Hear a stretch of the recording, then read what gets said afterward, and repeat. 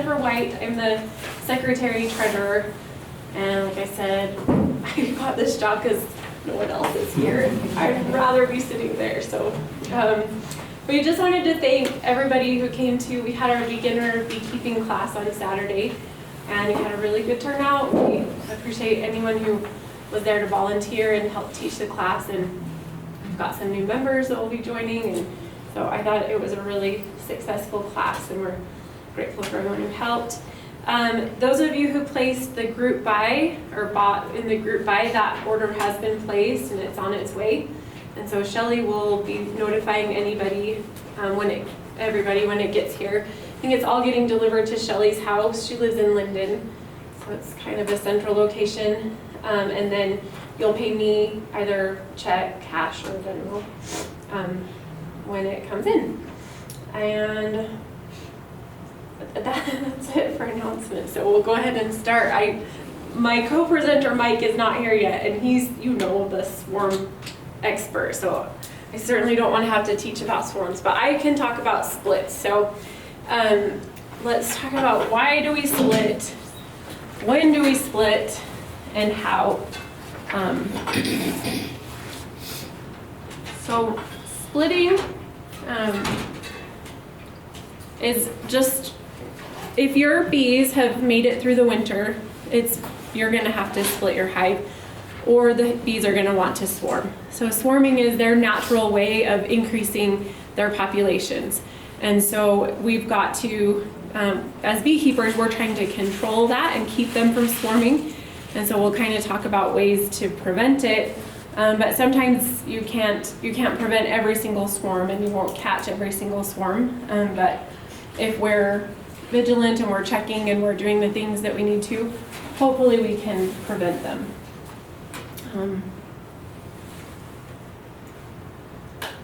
So if you do get in your hive and you start to see signs of a swarm, that means that the bees have been preparing for that for at least for days, maybe longer. I've even read that the bees will stop feeding the queen so that she's lighter, so that she's ready to take that flight, so it's easier for her to fly. So they've been preparing for a swarm for some time. You'll typically see them happen on a warm, sunny day. Early in this, late spring they can start, but we had swarms happening all summer long last year. And the queen will take off with 1/2 to 2/3 of the hive. But before she leaves, before they take off, they have made sure that there are resources, there are queen cells for that hive, for that portion of the hive to carry on. So they will have already made future queens in the hive, and will have left resources enough for that hive to be able to then make a new queen and carry on. Any questions about that? Any questions about what happens in a split? So they basically decided that there's not enough room in that hive, or they don't like it for whatever reason. They've decided to go find a new place to live. So to prevent the split, or to prevent the swarm, we're going to be splitting our hives. And so once you're able to get in your hives in the spring, that's when you're going to start monitoring for signs of swarming. And if you are starting to see those signs, the things that you can do. So we want to give them room. So they are starting to grow in numbers, and they're starting to feel crowded. And so the best, easiest way is to add a super on top, so that they feel like they have room to grow, they have room to do what they need to do, they have room to gather and store. You want to be checking your hive to see if they have all of their resources. Are you seeing new eggs? And most importantly, have you started to see queen cups? And I have a photo here that'll show what it looks like.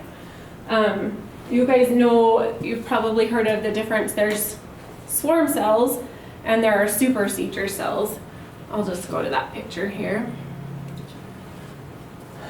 So these ones that will be in the middle of the frame, that's a supersedure cell, and that's a hive that, for whatever reason, is replacing the queen. Either she's injured, she's hurt, they don't like her anymore, she's not laying well. So those are what the supersedure cells look like. Your swarm cells are going to be at the bottom of your frame. And I remember my first year looking in my hive and seeing what I thought were swarm cells. I think all new beekeepers do this. And I think I called, it was either Janelle or Ron came over to look at my hive because I thought for sure I was seeing, and they were drone cells. Maybe you guys have had that experience where the drone cell, they were just kind of laying drone cells at the bottom of the frame, but they looked different, and I didn't know what I was looking for. So a queen cell is definitely going to be like a peanut shell shaped, and you can see that one has opened up. Looks like that one's opened up. So that is a hive that is getting ready to split. You do not want to see that. Let's go back and see what else she wrote. So another preventative measure is to split your hive. And so you're going to take, so my first year of my first winter, I had 2 hives that made through the winter. And so I did a split that is called a walk-away split. And that was where I was going to keep, I didn't want to get rid of the bees. I wanted to go from 2 to 4 hives. So I split the hives. I just took 5 frames from my hive that I made sure it had brand new eggs. It had honey, pollen, and capped brood, and put it into a new hive with 5 empty frames. And it didn't matter where the queen was because I was keeping both hives. And I knew that I had left, whichever hive she was not in, I had left brand new eggs and brood for those bees then to realize the queen was gone and make a new queen. And so that's called a walk-away split. Last year, my 5 hives overwintered, and I did not want any more than 5 hives, so I wanted to sell 5 frame nukes.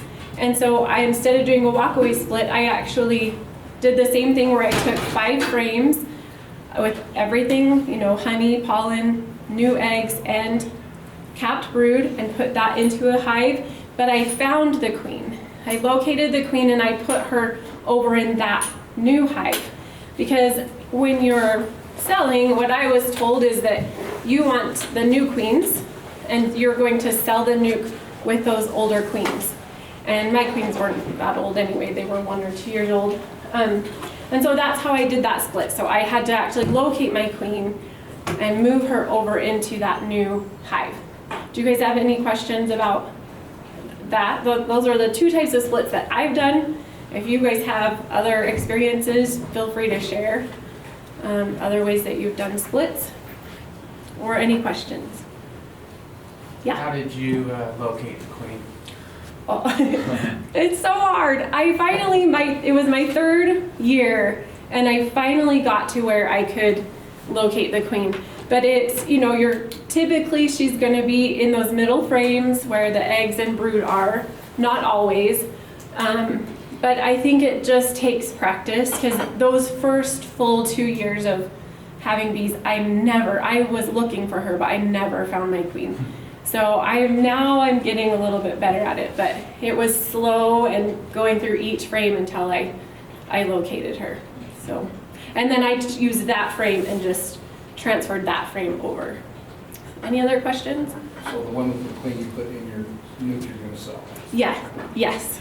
That's what I was told to do, and so that's how I did it. And so if you've got a questionable queen, you let the new buyer know that. Yeah. Yes. But I've always had really good queens, so I felt good about it. And like I said, I had requeened. Sounds like selling a used car, huh? Yeah. I mean, they know, and I priced it accordingly. I sold it to a friend who I mentored as well. So, and she ended up, losing it. One swarmed, and anyway. But yeah, that's how I was told to do it by beekeepers here. So that's what I did.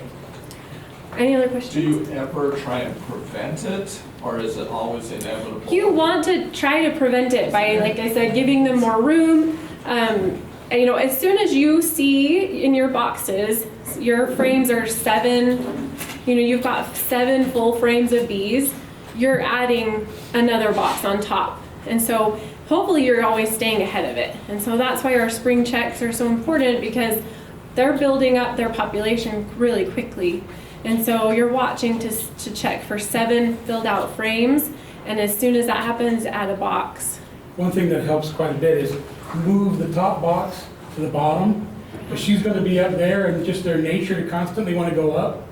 And so adding a box also helps, but if you already move her to the bottom, then she has a lot of space. Yeah, Okay. because they've gone through the resources on the bottom and you've given them kind of an empty, place to go to. Any other questions or comments?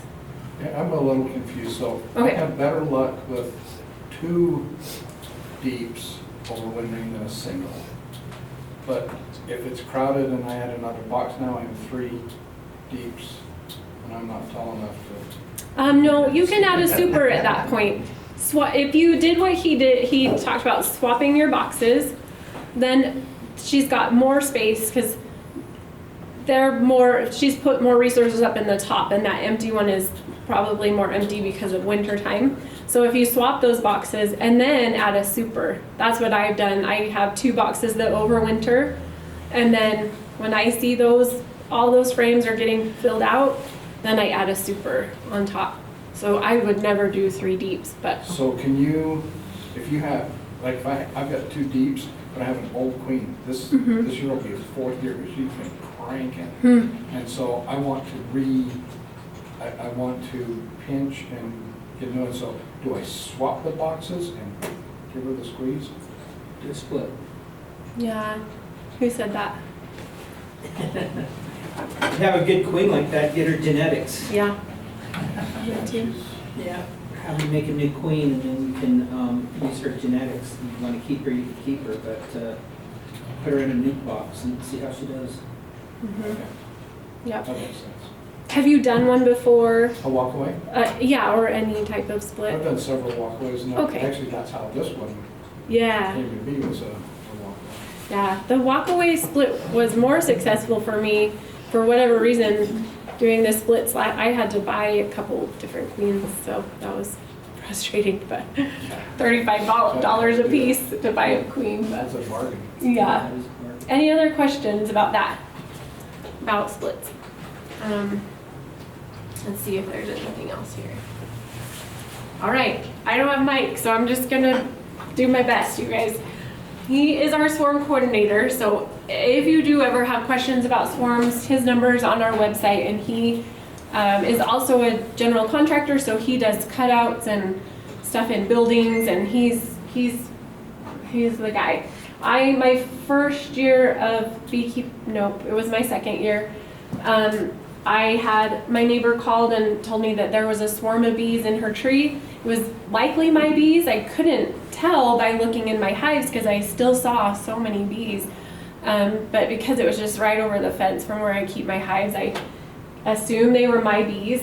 And so I knew I wanted to go try to catch that swarm, but I was terrified. I thought it sounded like the scariest thing ever. And so I called Mike, and he came over and helped me catch that swarm. And it was actually really fun and not that scary at all. So if I can do it, anybody can do it. You just want to make sure you have the proper equipment, or you have Mike to come and help you who has the proper equipment. And I'll tell you how we did it. Well, let's go over this first, I guess. So first, you're starting in the spring and early summer is when people will start reporting swarms. In my neighborhood, we have a neighborhood Facebook page, and I put out a note to that page just telling people to be on the lookout for swarms and what to do if they see a swarm, because we want people to report it to our county association. We want people to know that they're not in danger. They don't need to go out and spray the bees. They just, a swarm is generally pretty docile. And so I was just trying to educate people that when they see a swarm, that is like a beekeeper's dream. Like, we love swarms, so just to let the proper people know. And so you're gonna start getting calls in the spring and early summer. I meant to bring that. I have a trap. It looks kind of like like a nuke box size that I hang in my tree in the spring, and it just has a few frames in it.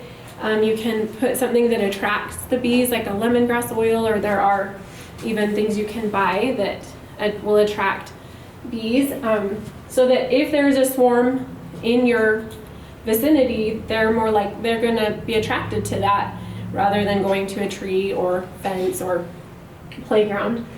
So sometimes, you can get lucky if So you how just. far would you put a trap from your hives? I think you want to, I don't remember the number, but at least, I would say mine's at least 25, probably more like 50 feet away. Kind of if you can put it on the other side of your yard, because you don't want to catch your bees. I mean, you do want to catch your bees. If your bees are good, that's another good reason to have a trap, is if your bees are gonna swarm, you want them to go there. And so that is a good reason to have a trap. 15 feet. 15 feet, thank you. See, Really? numbers go in and out of my brain. That's way closer than I had in mind. That's great, thank you. Yeah, they just leave, and then then a lot of the workers, scouts go out and look for a place to go, while they just hang out there waiting for the information. So are they attracted to the lemongrass? Do you put anything else in there?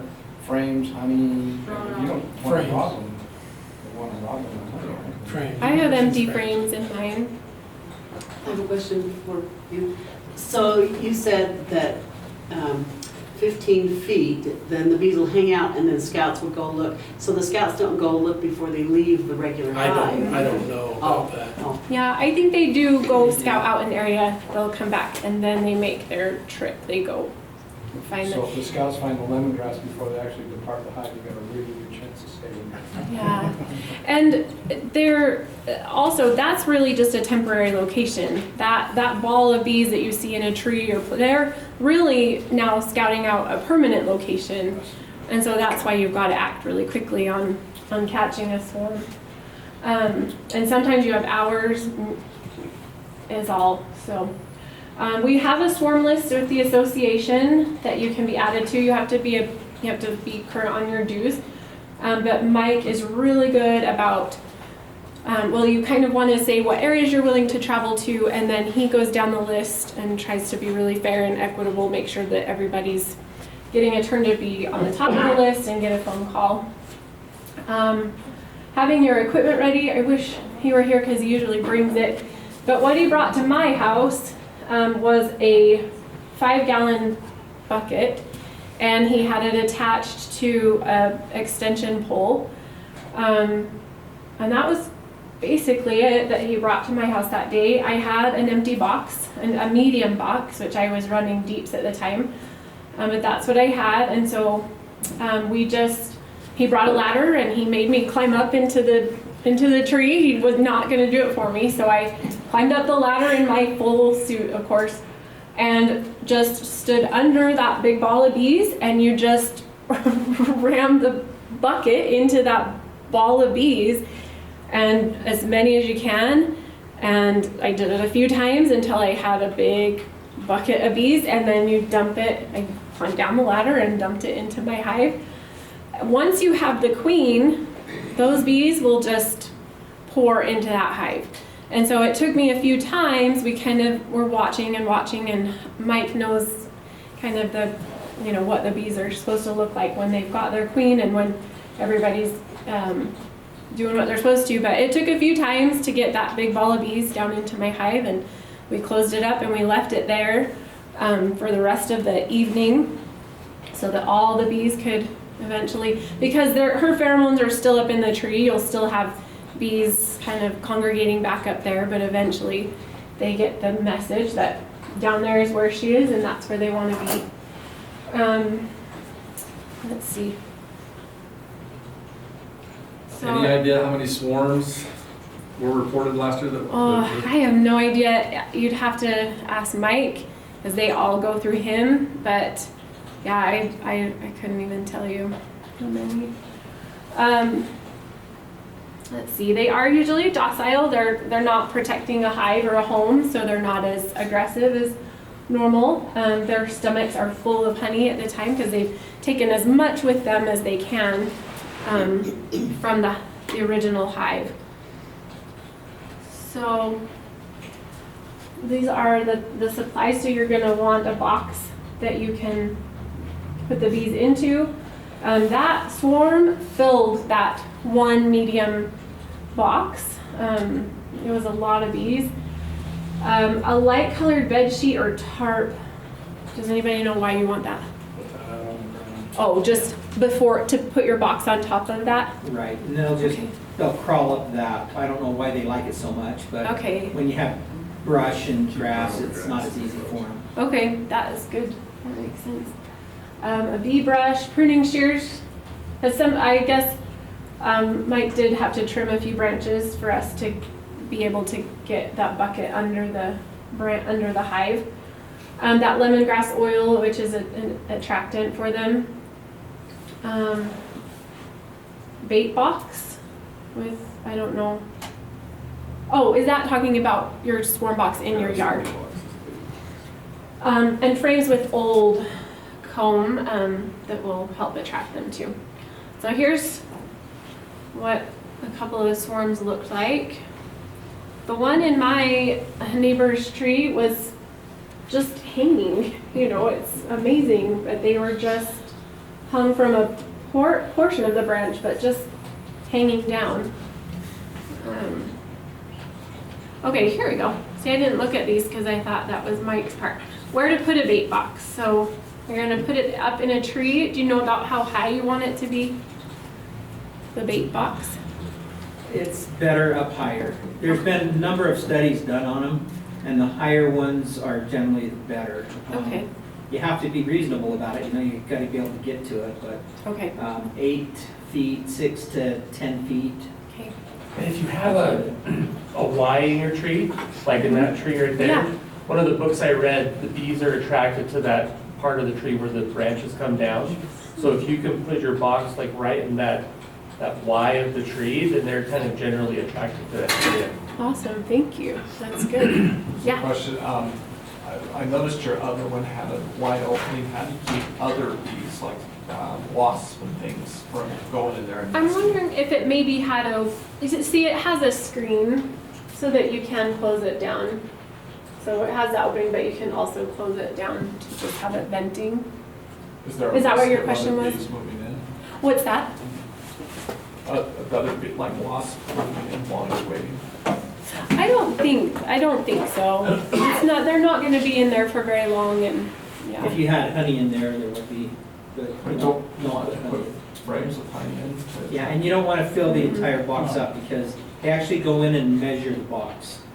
They measure the cavity. And so if you have it full of frames, then it changes that measurement. And so you want a few in there. An old comb is perfect. And so you can just put in a couple of frames of old comb and then go from there. This is in your bait box, Right. yeah. So you're saying leave gaps like this in there, so there's room? Just Well, empty space or just empty frames? Empty space, yeah, because they go in and measure it. So it's a democratic society, I guess. They all go out and look, and those are the scout bees, and then they come back, and the ones that do the same dance, and the majority wins, then that's where they go. Wow. So, my bait box has a hole, but it also has like hardware cloth over it so that it's just enough for the bees. Like birds couldn't get in there and make a nest or anything like that. Know your limits. If you see something like this, just call Mike. That's the best advice I have. That's it for swarms. But if you guys have any questions, we've got time. So, Where do you get bait boxes? so Ron Peterson made mine. He's super handy. I'm sure they're very easy to make because it's just a crude box. I mean, it doesn't have to be anything fancy. Sure 10 you frame deep is perfect. For you, do you have a 10 frame deep somewhere in your tree? Or just a regular old, okay. So there you go. If you have an extra box, you can just use that. Yeah, I don't remember the square inches, but that's where Langstroth kind of came from.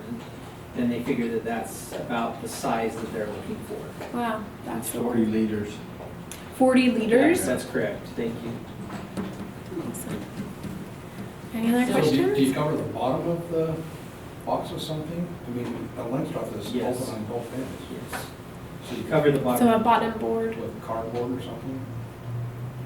And how big is Plywood. your swarm catcher? So it's my swarm, like the That bait might- box. that, Ron made you. It looks about, well, this looks deeper. Mine's seems a bit more narrow than this one, but it's about that size. Okay. Any other questions? We've got experts here, so yes. So I'm pretty new at this, and I think I made a big mistake last year, and we'll see if you could help bail me out here. But I had 2 hives last year, kind of with the split, so I guess I'm kind of going back to that. That's okay.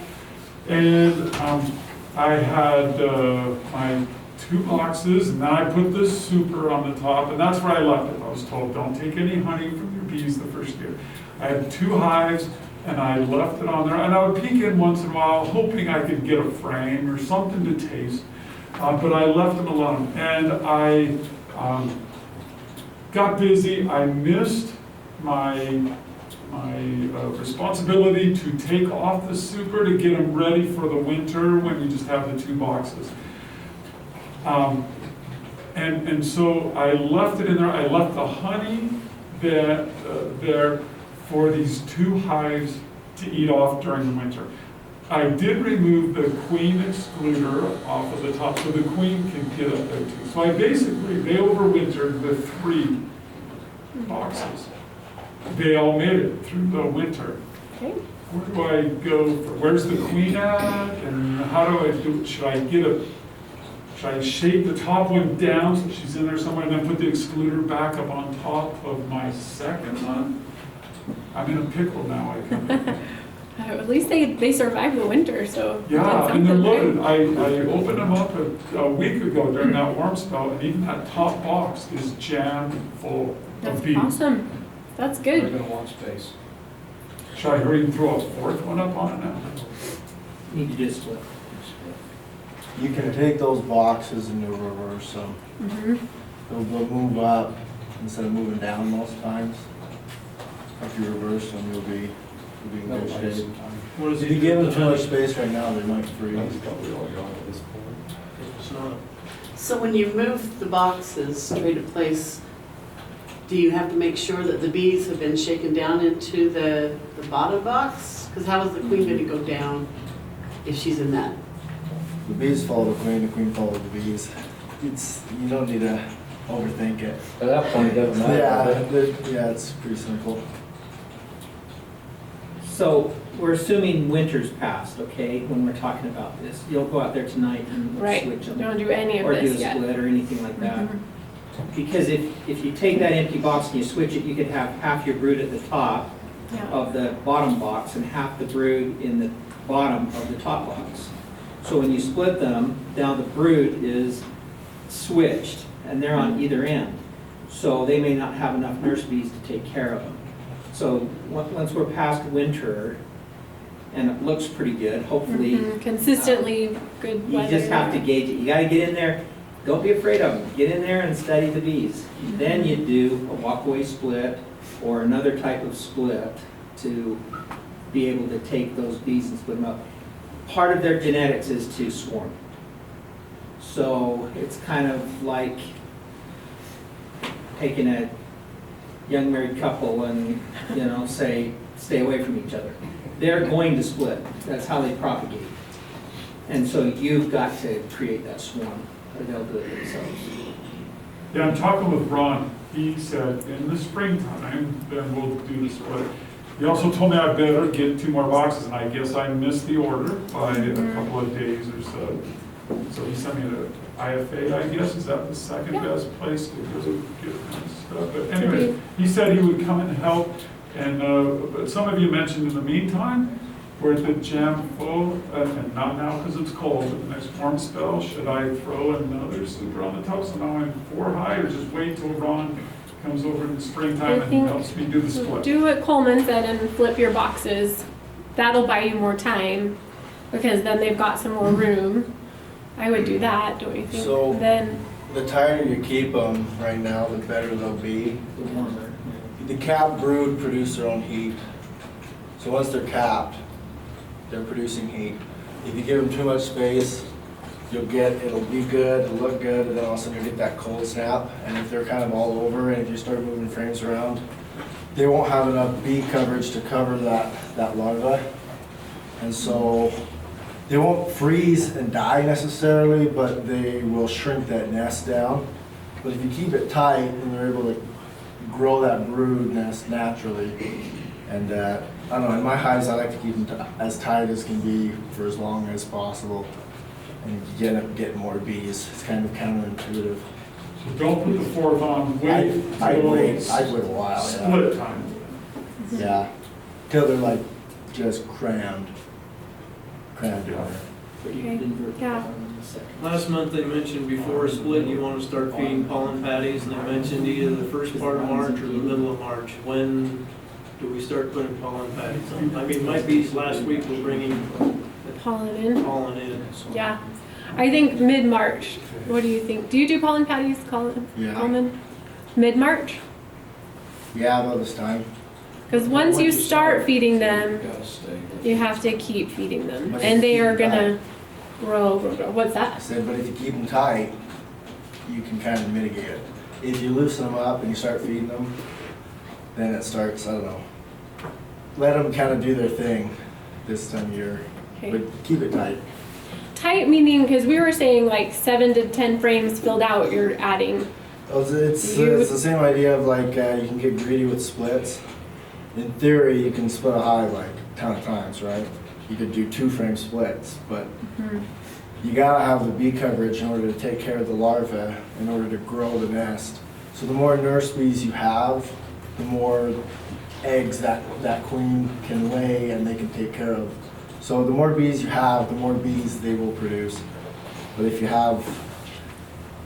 start just adding boxes, you're just creating that dead airspace that kind of, and adding boxes isn't as bad as moving frames around this time of year. But if you're moving frames around too much inside those boxes, then you're going to run into problems. Okay. Then Good. when do you want to do a brood Oh, sorry. reversal? Or, The boxes. box Flip in the reverse, boxes. yeah. If you have like they're 2 deeps. If they're mostly on the top, you'll switch them over. What time? Sometimes they won't move. I don't know.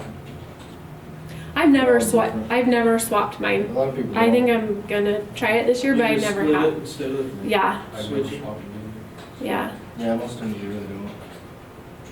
So I've never done that. Definitely before the honey flow, before the nectar flow. So in April. Okay. Swap them before the nectar flow? Because they're getting ready, so my big colonies already have drones. Oh wow. Cap brood, larva, everything. And I'm not feeding them. Even though it's this cold? It wasn't. It just got this cold. That's the problem with our weather. Back and forth. Yeah. And that's why you have to be cautious of, how early you get in there and start manipulating them. Yeah, because they can look good. Yeah. I've killed so many hives. Yeah. Might get doing too much too soon. Oh Yeah. man, getting too ambitious, yeah. Okay. Good. I'm You glad I gotta have food, left my so you little. gotta know. Okay. Yeah. That seems like a good segue. Just one of the things I was taught a few years ago by someone that done a lot, and I'd be curious to hear opinions, is when you start out, I know I was so excited to want to get into them, but it was taught, just resist it. They don't need you. Really, they don't need you at all. Give them a space and stay out of the way. An analogy, maybe somebody would disagree, but analogy I was taught was literally going out and looking at hives is like cutting open a human in their belly and poking around. Leave them alone if you can. So take it for what you will, but I hear adding floors, going in, it's they don't need you. They were here a lot longer than all of us, and they're going to be around here a lot longer. Yeah. So. They're doing okay. Yeah, I kind of follow that philosophy too, So there's- to an extent. There's two yeah. schools of thought. Mhm. One is, I don't want to get in there, I don't want to see what's going on. The other is, I've got bees to study. It's a hobby for me. Yeah, I really don't care about anything else. yeah. Anybody wants to do a study on my bees, they come over, I always have multiple studies done on my bees. And so I'm getting in there. I want to know what's there. Have I killed and rolled queens? Yes. Have I done it too early? Absolutely. Yeah. If you got one colony, I understand the issue. But when it's good weather, I'm in there every week. Yeah. I want to know what's going on. And I learn from that. And I make mistakes because of Yeah. that too. And you learn, but there's no better way to learn than But from your I'm not afraid of mistakes. the bees and I'm allergic to them. So, Yeah. you know, it's just, Cool. Thank you. Okay, so I have one lay-in hive, and, how soon, I know you said don't put too many deeps on, or expand, because it's cold. How soon do you add more brood, to that and stretch it out? Like, how soon would you do that? Does that make sense? I didn't understand. the queen's adding the brood, you know. I Well, mean, you add have more a brood. horizontal hive is what you're saying, right? Yeah, So lay-in. you want to add to, once you have enough, they start growing out, then you can start adding to it. You also have to remember with those horizontal hives that your comb will start to get bad after a couple of seasons. And so you'll want to take one and then you can kind of scoot them over and then keep on replacing them going out. Okay. So how soon, like, I know the queen does the brood, but like for the brood chamber, how soon do you start adding frames for brood so that she can have brood? As soon as she's ready now, space. So it's not too, if it's too cold to do deeps, is it too cold to go to space? Too cold to go to space? Good. Any other questions? Another real basic question, Yeah. but what is considered feeding them?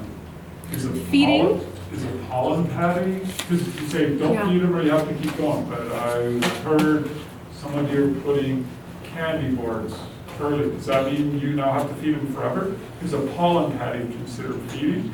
Is dried sugar on newspaper on the top, is that considered feeding? I had the idea it was liquid, the syrup, Yeah. and that is feeding. Yeah. All of the above? All of it. That's, yeah, it is. I actually have a handout. That's kind of the next thing we're going to go over is feeding them. So in the winter, you're right, a lot of us have put candy boards on, and that's just kind of an insurance policy to make sure that if they were to run out of honey, they have food. And so, and it also has an added benefit of absorbing moisture in the hive. So I put one on, and going into winter every year.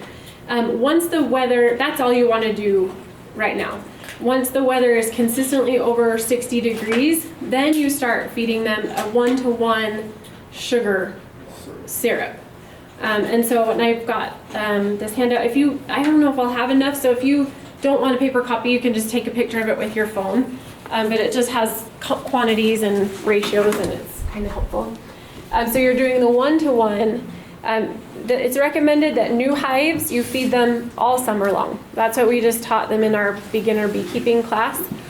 So I did that my first year. My second year, I fed them until there was nectar flow, and then I stopped feeding them. They will stop taking it really after at a certain point too. And so it's every beekeeper does that differently. You can decide if you want to feed them all year long. Once you've pulled your honey off, then you switch to a 2-to-1 ratio, and that just makes it easier for them to dehydrate it and turn it into honey stores to kind of replace part of what you've taken. And then there's the pollen patties, which typically a lot of us will put on top of the frames. It's just a patty that you break up and put on top of the frames in the spring. And that's protein that helps her build up the brood. So that's another form of feeding. How do you know when the nectar flow is? How do you know when that starts in April? Are there signs? Like, how do you know when the nectar's flowing? Well, there's two ways. One, you can see the bees are coming in fat and heavy, just like the pollen. So you have to sit out there, get a chair, sit there and watch the bees. But you can't see it like the pollen in the You can, because You they're can see building it up in the your frames as well. Oh, Yeah. but not on the Just bees. remember, if you're feeding sugar syrup, that's funny honey. Mm-hmm. Don't sell that honey. Oh, yeah, you legally It's can't funny sell it. honey, it's just Yeah. made out of sugar, and so Yeah.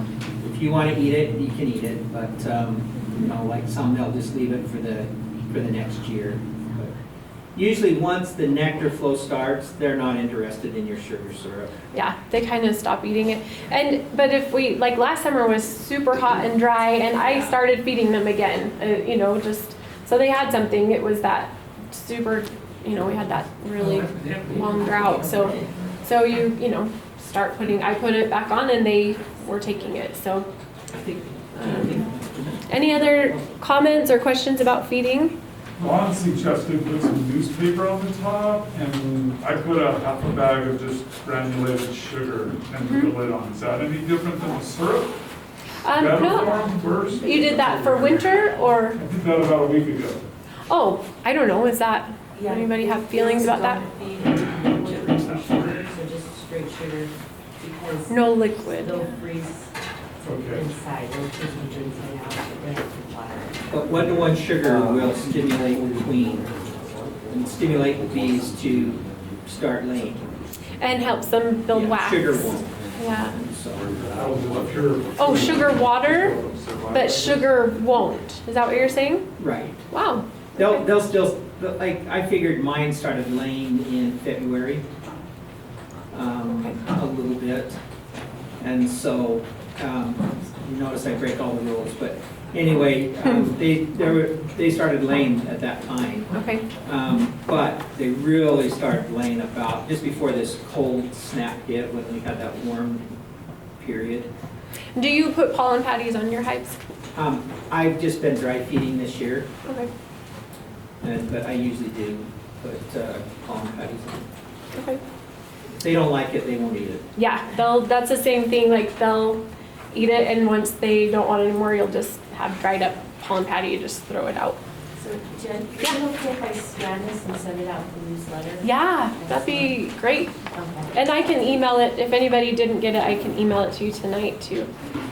That's it. So there's the bucket. I was telling them about when you came to my house and you brought the bucket and you made me climb the ladder and use the bucket. So we kind of went over just what was in the PowerPoint.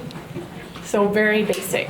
If you, I called you and you did today? yeah, Oh no. I didn't get it. because I didn't Sorry. know what you wanted me to bring. Oh, sorry. I'm sorry. I didn't see it. That's all right. She did a great job. Thanks, you guys. I don't like, they were really nice to me. Thank you. So because I'm running a little bit late, I was trying to cook dinner and I didn't even get to eat it because I was like running. Anyway, here I am. I don't know where we're at. So somebody's gonna have to fill me in on questions and I'll try to answer what I can. Maybe show And- them your bait box because we had questions about that. What it looks like on the inside, what you put in your bait box, where Okay. you put it. So this is a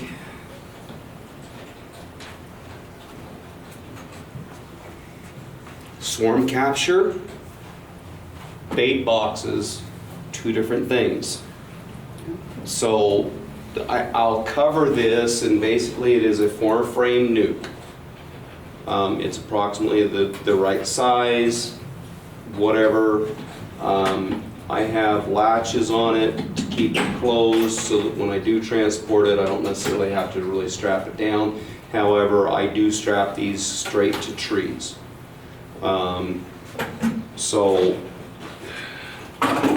normally, what I would do, and all 4 frames right now are completely empty, I will put in at least 1, if not 2, drawn out combs. Now they don't have to be completely drawn out, but they do. You do want that wax smell in there. You do want them to have something to go, oh hey, this is already pre-built.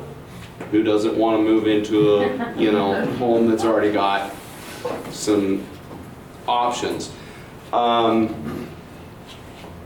So right now, these are just blank frames. They're 4 frames. It's approximately the right size. If you were to actually Google what they want, I can't remember what the square inch is for, establishing something. Obviously, these frames can be transferred right into a deep box.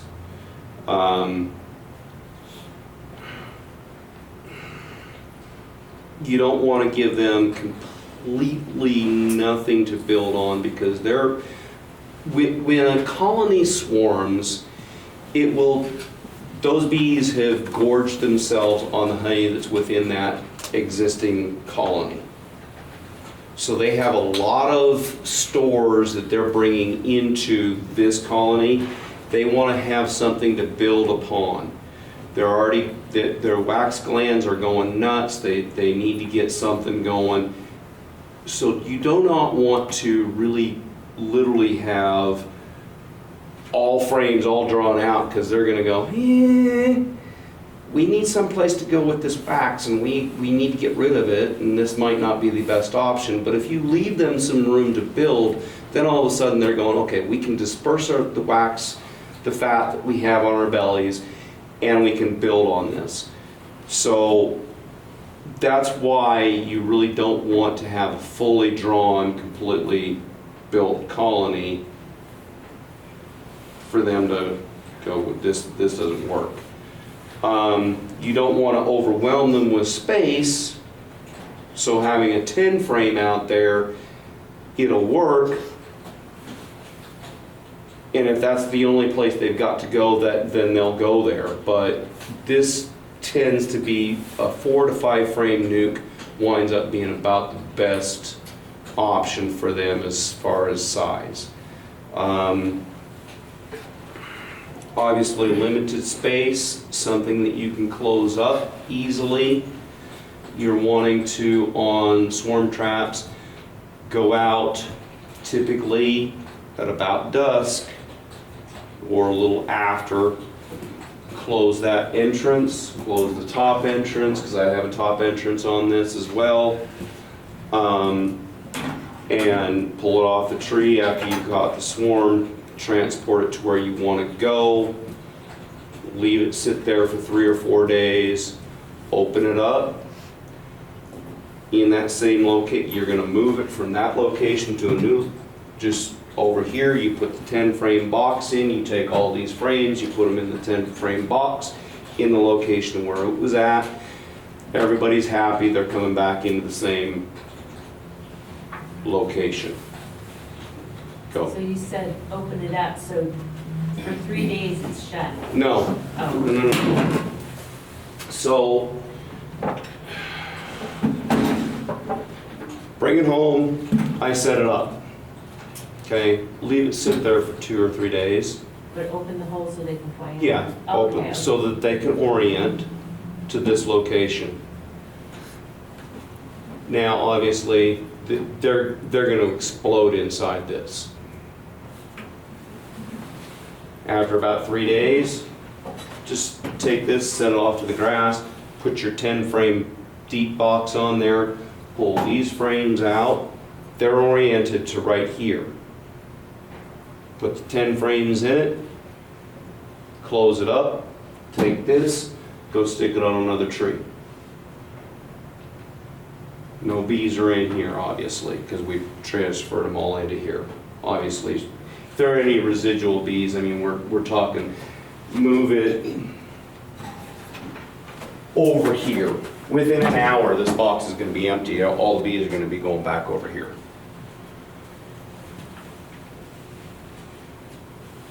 Any other questions on that? So your frames, you have 2 of them that are drawn out with wax.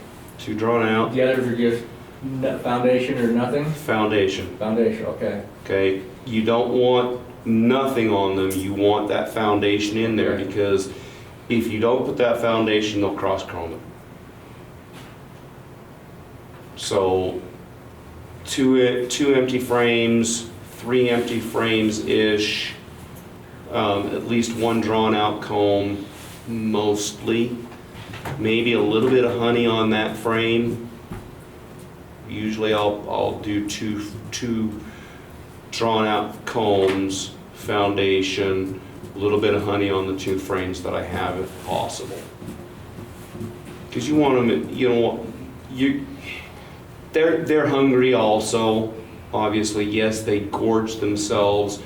Yes, they have, but who knows how long that colony has been out swarming around trying to find some place to live.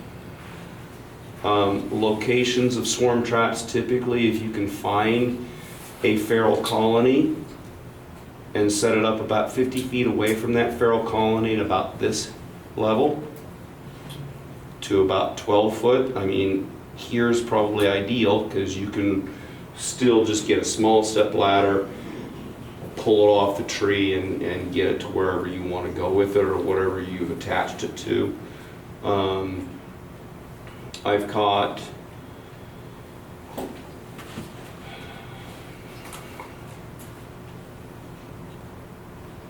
three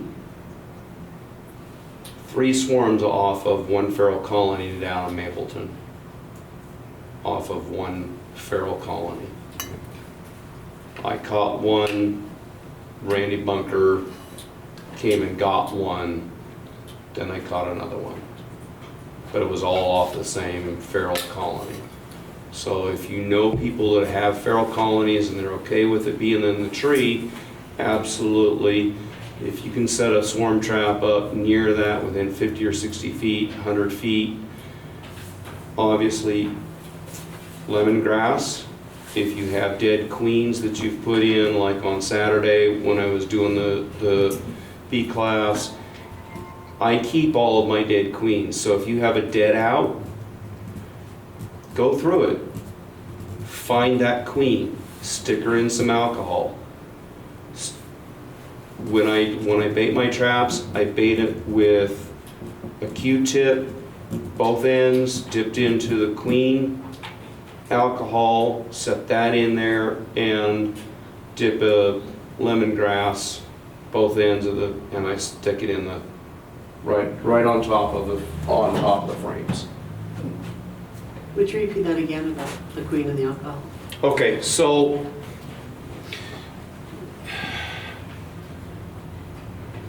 queens have all bees are very pheromonal, so they can smell that pheromone. So if you have a dead queen and you stick her in some alcohol, that pheromone will transfer to the alcohol. And by dipping the Q-tip into that alcohol, you're getting that pheromone onto that Q-tip. You stick it into that swarm trap, and then you wind up helping say, hey, a queen was here, she's no longer here, but that pheromone helps kind of draw those drones in, and those not the drones, but the scouts, thank you, into that colony, as well as the lemongrass on the end of it.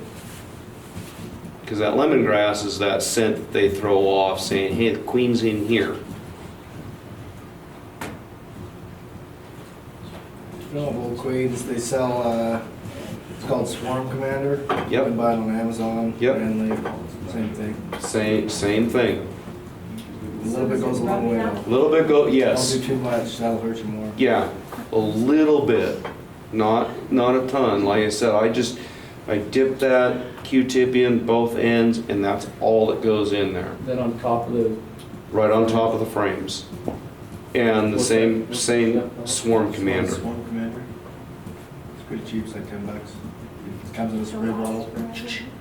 So take the spray bottle off, dip your Q-tip, stick it in there, spray the woodwork a little bit with the Swarm Commander, that works too.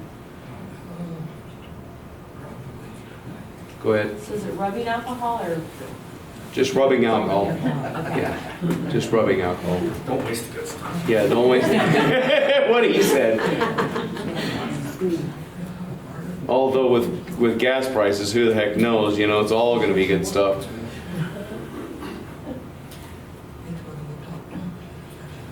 How often are you checking your bait traps? So you probably, if possible, like so the feral colony that I have down in Mapleton, they keep an eye on what's going on. I talk to the homeowners if that's the situation. If not, then I would probably recommend at least once a week. Check, see if you've got activity. If you've got the activity, then obviously in the evening, you're gonna go back, you're gonna close it up, and you're gonna take that. And if at all possible, because a lot of colonies, they'll swarm more than once. So you've caught a swarm in this one, you go back out in the evening with another similar box, you replace that into that location, you take the colony that you've caught, take it to your apiary. Now you've got another swarm trap in the exact same location. If that original, wherever those bees came from, throws another swarm, you've got another box ready to go.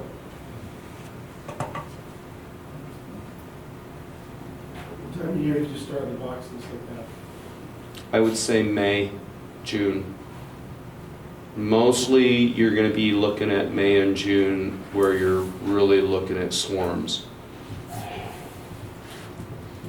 April's a little bit early, not that it can't happen, so maybe set something up in the end of April, but anticipate having to go out and rebait that box every other week, every week. Kind of pay attention to it. Someone was wondering how many swarms were reported last year. Do you remember?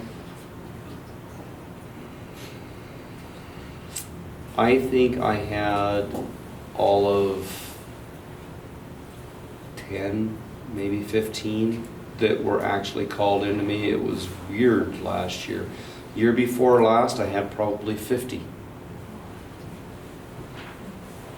Last year was like nobody was calling me. I don't know if they were all going on Facebook and I was not hearing about them or what was going on, but I did not have very many calls last year. What do you do with your swarms then, Mike? Once you get your swarm Okay. from somebody's yard, then what do you do with it? On calls that I received? Yeah, What do you do with the Those swarm? calls, I'm calling you guys. I'm calling you guys to go get them. You're collecting them? I'm not collecting them, no. Oh, He was just being nice to me. I see. No. As swarm director for the association, I'm really, unless I flat out cannot get somebody to go out and do something with the swarm, then I'll go get it. But I'm giving it back to you guys. The majority of the time, I might collect one, maybe two. I mean, I had a call in, it was September, October for a swarm, and it was like this. And obviously, we all know how that turned out. But the guy was like, please come get these bees, I don't want to. Okay, fine. And it was me going from Lehigh clear down to Springville to get. And if you know anything about swarms, you want to get them early in the summer, early in the spring, not late in the fall. Obviously, those girls, I tried to combine them with another colony, it didn't work, and it was a weak colony anyway, and yeah. So, yeah, that's kind of where that's at. More bait. Exactly.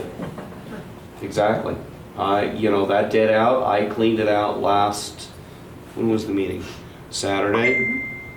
I cleaned it out on, I think it was Thursday or Friday, and that queen, when I opened it up, I pulled that queen and stuck her into that little jar of queens that I already have. So it's just added. Huh? Just got a big old mason jar of queens. No, actually, it's not a big old mason jar, it's just a little jar. It's a baby mason jar. It's a really big baby. I will say this though, when people know that you're TBs, they'll, like, I always get calls from people's friends, cousins, like, I got this massive bees in my tree, and they'll tell somebody, they'll be like, oh, I know somebody. Yeah. So word of mouth, spread yourself out in as you can, letting people know that you are a beekeeper. And if you can't collect the swarm for whatever reason, somebody else may be able to, you can call me, I can help you, help them, whatever. I've had swarms that have been up in probably 60 to 75 foot pine trees. Please, if you're in that situation, consider your safety. You know, I've got a 20 to 32, I think it's a 32 foot extension ladder and a 16 foot pole. This is just an 8 foot pole that I brought tonight. We did collect that swarm, however, it was a 2-man job.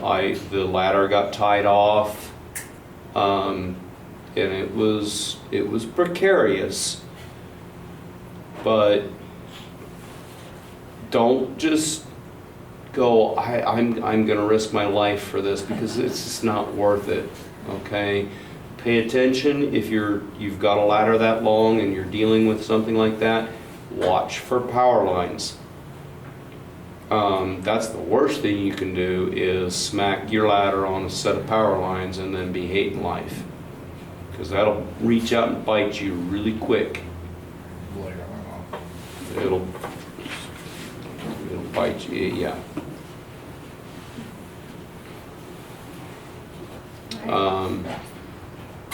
So, I mean, I have pruners, I've got, swarms that are down around my feet, and all I've got to do is pretty much go set the box up and they crawl into it.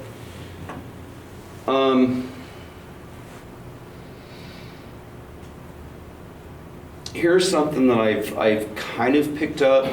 Like I mentioned, swarms, they'll throw multiple swarms. Do you know why?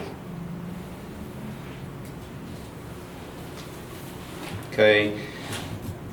So when a queen starts laying eggs and they start making queens, you're going to have multiple queens that get hatched out. Maybe we had some bad weather and the original mom queen couldn't leave, and so they kind of tolerate each other to a point. Ultimately, they're going to fight to the death. But sometimes you wind up even with a colony that's got 2 queens in it. Randy Bunker right now has a dual queen hive down in Spanish Fork, doing great. So it's not unheard of to have 2 queens, sister queens, in the same hive. It can happen.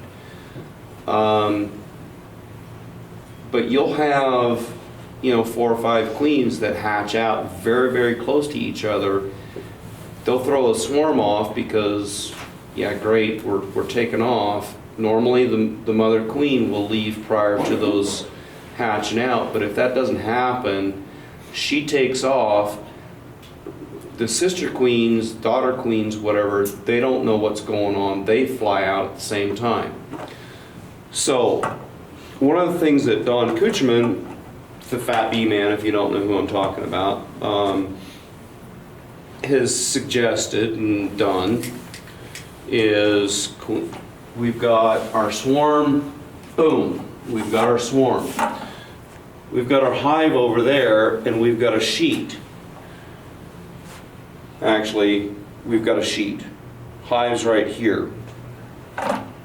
There go the bees. They're like, oh, we're not, now notice I dumped them in front of the hive, I didn't dump them in the hive. Sheets spread out that direction. We move the hive back. We move the hive back. They're running for the hive, but we keep moving it. Now we get her down on our hands and knees and we start looking. Well, there's a queen, there's a queen, there's a queen, there's a queen, there's a queen, there's a queen. Now all of a sudden, this colony that you, or swarm that you just caught, you got 4 queens. They're all used to those pheromones. Boom, boom, boom, boom. Now you got 4 colonies, if you do it right. Catch those queens and let those bees run into that. Pull 2 frames, put it in his 4-frame nuke. Just 2 frames. If you can, if you've got your setup or whatever, if you can get 4 nukes going with 4 queens, all of a sudden now you've got 4 nukes. In a month and a half, now you've got 4 10-frame boxes. So there's options there to pay attention to. If you just dump them into your box, that's fine.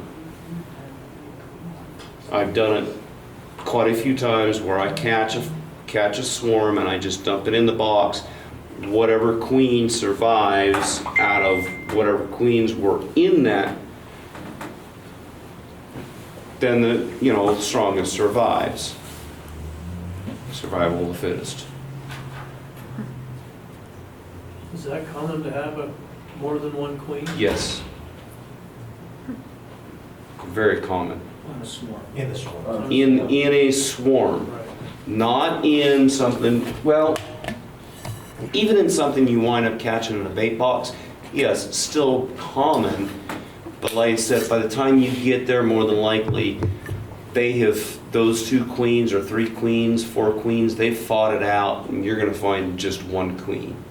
Sometimes they don't even fight it out, so the bees will protect those queens sometimes, and then they'll just go off and... Yeah, so it'll swarm again out of that same swarm.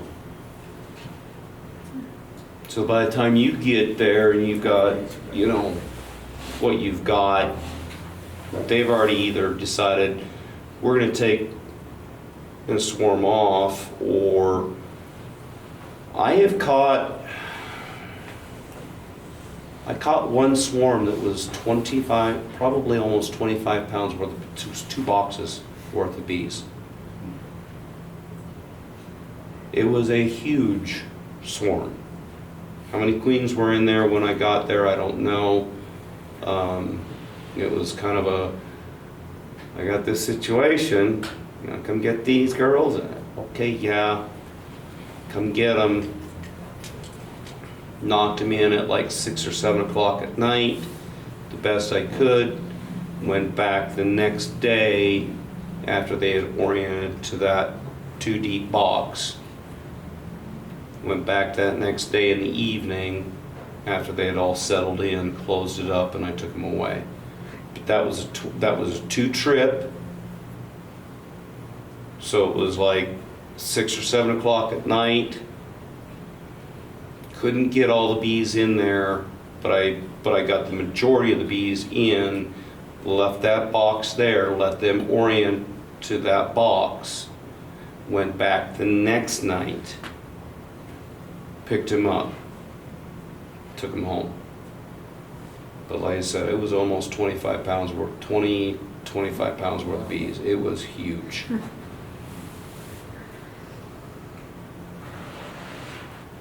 And I still have that colony today. I split it, but I do have that colony. When you dump them out on that sheet, they just head to the box, huh? Yeah. You can dump some of them in the colony, but you really won't have to because they'll smell that. They'll smell the wax. So you're talking at that point, we're not talking about a 4-frame nuke, we're talking about a 10-frame box. and just dump them right in front of the box. They'll climb onto that box and then start moving that box away from them. Create a train from there over here, and then literally, you know, when they're doing their march, you just get down on your knees and you start looking. If you know what you're looking for, you can start picking out, that's the queen. Stick her in a cage, stick her in the box. Well, there's another queen. Stick her in a cage, stick her in the box. Well, there's another queen. Same thing. Just keep doing that. It is not uncommon at all to have, most of the time you're going to start seeing virgin queens. Their butts aren't real big. The big butt, she's mama. Make sure you protect her. Half the time they're marked already for you. Possibly. Yeah. Possibly. And if they are marked, now you know that's last year's queen. So she's already a year old. So look at, Google's a great thing. Google a mature queen versus a virgin queen versus a drone and, you know, a worker bee. Get that in your mind, get that in your repertoire of what you're looking at. There will be a slight difference between a virgin and a mature queen, a mated queen. And I don't know if Lee usually does not, if you're talking Lee Knight, a lot of times he does not get marked queens. So,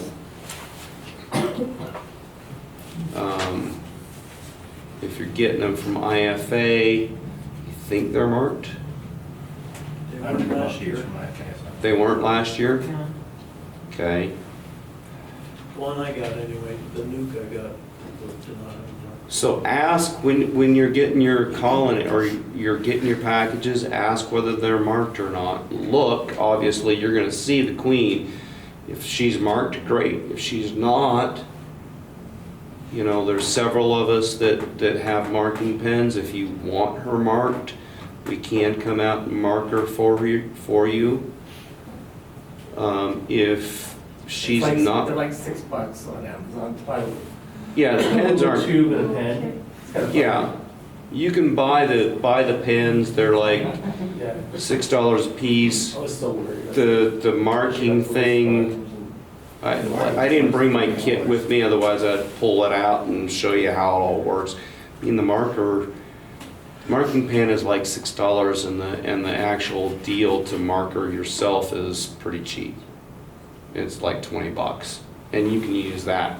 I bought mine 5-6 years ago. Literally, it's like a stupid round thing about this big around, and it's got some grates, and you stick a queen in it, and it's kind of like a hypodermic thing. You push her up to the top and get her kind of pinned, and you dab the ink on the back of it, and you blow on her a little bit and let it dry down, and then you release her back into the colony. So it's not hard to mark a queen. Practice on drones. Yes, Oh, that's such a good idea. exactly.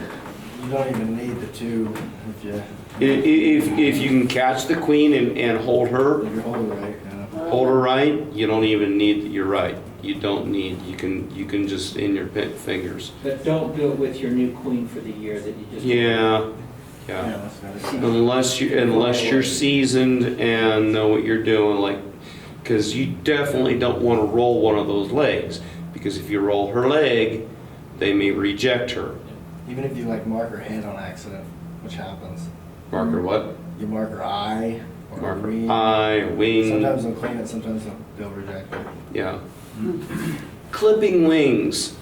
Okay, here's something with clipping a queen's wings. You can do it. She then can't fly, but they may reject her and replace her. You just stunted your colony.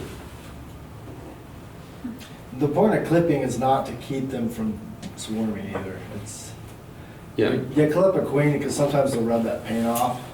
It's the same reason why you mark a queen. It's not so you can find it easier, it's so you can know that that's the same queen that you had in that hive Last year.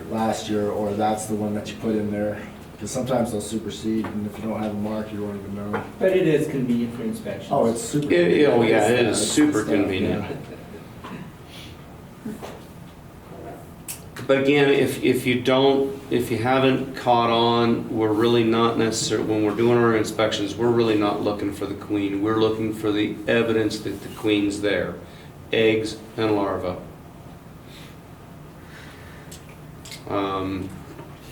Going after completely searching, oh, well, there's my queen. It's always great. And I still to this day love seeing my queen. But really all I care about is, do we have eggs and do we have larvae? Specifically eggs. My old eyes, yep, I've got larvae. That, it sucks, putting my readers on and my veil and, yeah. It's one of the reasons why I run, if I'm doing plastic foundation, I'm doing black foundation. I've started getting away from foundation at all, except for a raw sheet.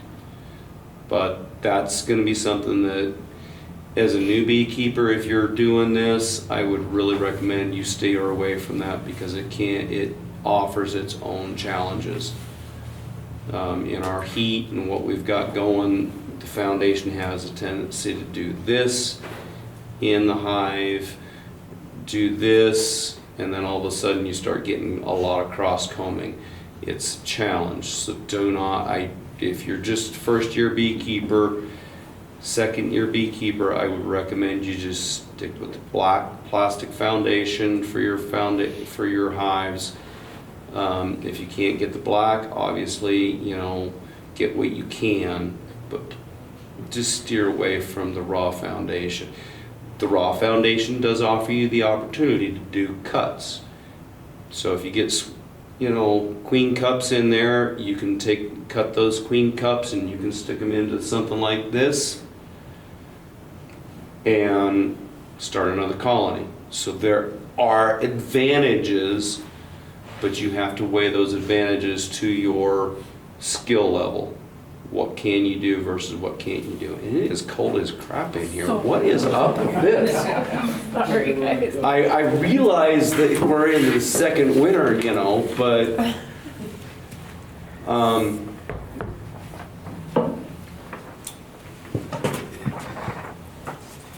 ask before you cut somebody's tree. But these are really nice. Cut below, hook it, hold on to the branch because as soon as you cut through, it's going to drop. When it drops, you need to be ready for that weight and be going towards your hive. Otherwise, the natural weight of that colony will drop in onto the ground and you're sitting there going, well, son of a, that wasn't what I wanted to do. Place a sheet out underneath so that when it does knock loose and the bees fall down, you kind of have an idea of where not to step. Because if you just are catching a swarm, obviously you don't want to step on that queen because maybe it is a single queen swarm. So, stepping on that queen's not going to be a great idea if you can. Any other questions? Any other thoughts? They sell these things called Pro Nukes. They're kind of new. They're plastic nukes, 4 frames. Well, they're 5 framers, but same thing. Those things are the best. They are. Cause, yeah, they got those two little vents that you turn into entrances. Mhm. A lot of guys sell their nukes in those things, but, like I was saying, you never know when you're gonna get a call, Yeah, and it always sucks when you're like, crap. I don't have my equipment set up. But that you can put in the back of your car, and, yeah, you just show up. Yeah, It's super easy. Is that just for going to catch us, like going to get a swarm? Yeah, I've got a few of them. Those things are the Okay. best. Would you build a nuke in one of those? A lot of guys who sell nukes Or do make nukes and those things, I just yeah. wondered if it They would get overheat. so hot. Yeah. They overheat, Okay. but, yeah. You can prop the lid, you can prop it up. They designed it pretty nifty. It's like Yeah. $20, but it I is have that. one. I was afraid to like build a nuke in it, so I did some wood ones. But Yeah. It's So- great to catch the swarms. yeah. If you're in a situation where, you know, you've got a 10 frame box and you don't want to be hauling that around, do a 4 frame like he's suggesting. If you get a call and you've got a large swarm, knock them into that box. They'll cluster around it, and it might not fit, and you might have to go back the next day and enlarge that box, put those frames into a larger box, and again go back, you know, later in the evening once they've had a chance to move into that. And if it's too big for that 5 frame box, just prop it up on something. Yeah. If it's on the ground, they kind of might leave, but if you prop it up, then they'll sort of hang off it. Yeah, you know, just set it up on, like what I've done here, you know, if you've got a table or something, you know, a log, you know, set it on the log. They'll cluster at the front of it, you know, and hang off. This is all full, the queen's moved in, you've still got 2 pounds, 3 pounds of bees sitting here. You know, at that point I would probably be coming back with a bigger box and leaving it for another 24 hours, but open this up, put those frames into that box, put the box back in the same location, allow the bees to move in, and then close it up. Transport it to where you want it to go. If you can't, how I would I probably... would just take it, I'd shake all those bees in the box, and I'd take those 4 frames and put them in the box.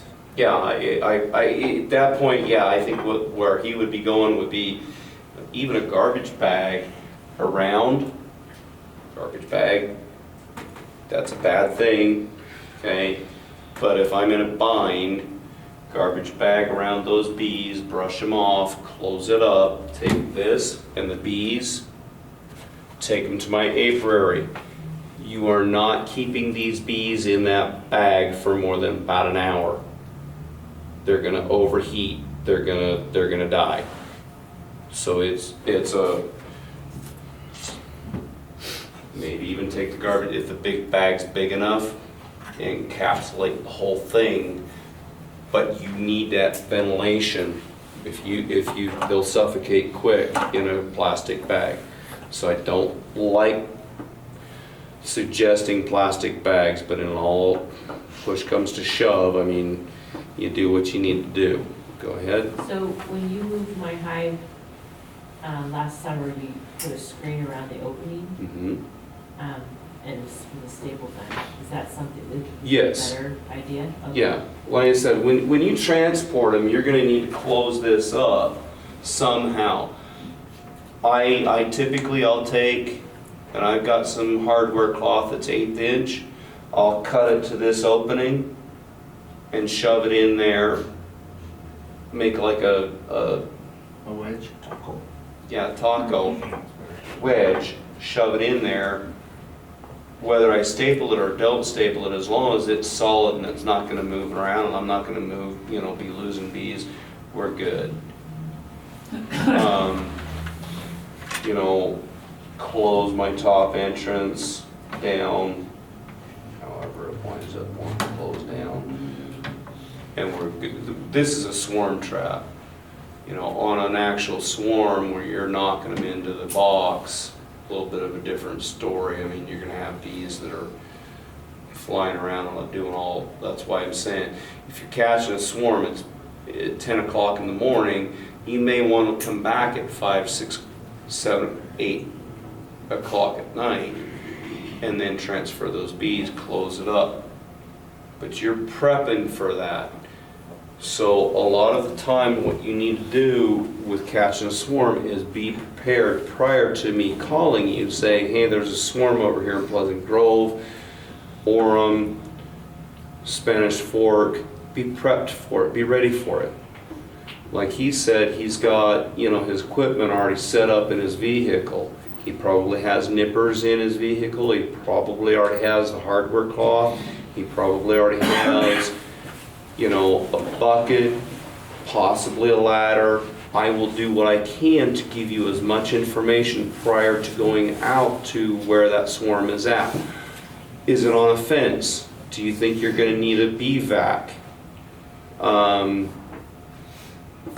Do you think you're going to need nippers, a bucket and a pole, or is it just something where I'm literally going to take this box, you know, my 10 frame box, I'm going to pull a couple frames out, or the frames out, and I'm going to walk over to the branch, and if at all possible, hey, let's not be cutting people's shit up, for the lack of a better word. That works. Okay? I'm up underneath of the swarm. I've got them wiggled down kind of in, and I just bump this down and I set this down on the ground. And I walk away for 20 minutes and let all the bees go back in. Kind of put your frames back in there. You know, while they're all flying around, you got your PPE on, or if you're silly like me sometimes, and leave that. We're going to pretend this is a 10 frame box. We're going to leave it kind of canted like this and allow the bees to fly into it.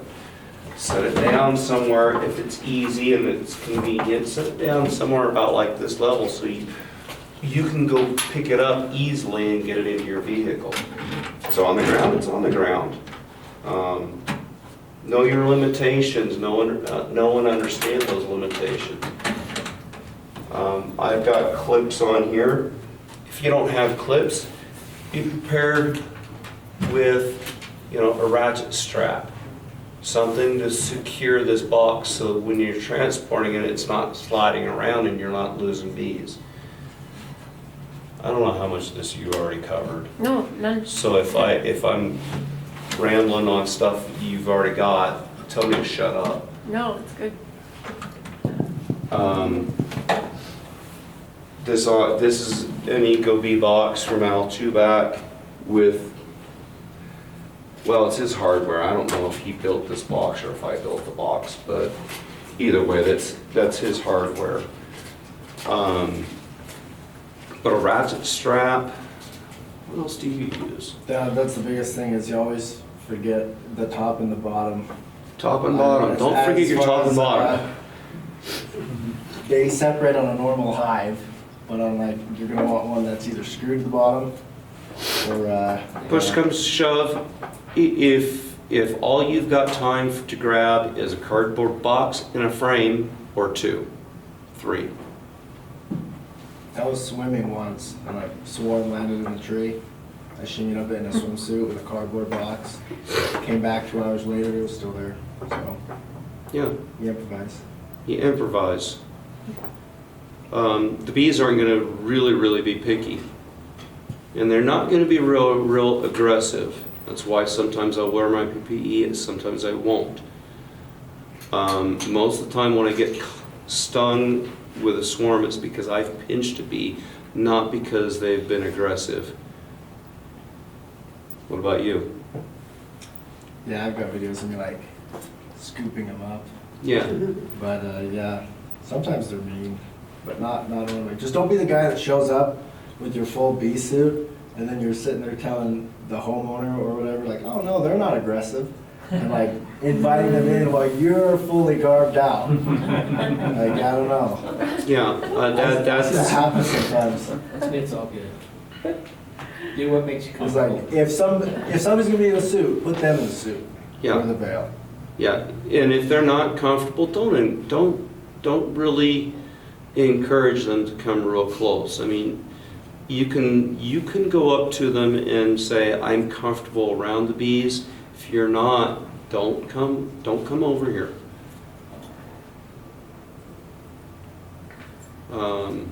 Don't encourage the possibility of a sting where they don't need to get the sting. And sometimes, if, there's a lot of people that start out beekeeping because of swarm lands in their yard. Yeah. So, if they're like crazy interested in it, invite them to the club, maybe give them the swarm. Yeah. I know a lot of people who start because of that. Invite them to the club. If you can make a split off of that, Yeah. then yeah, share the love.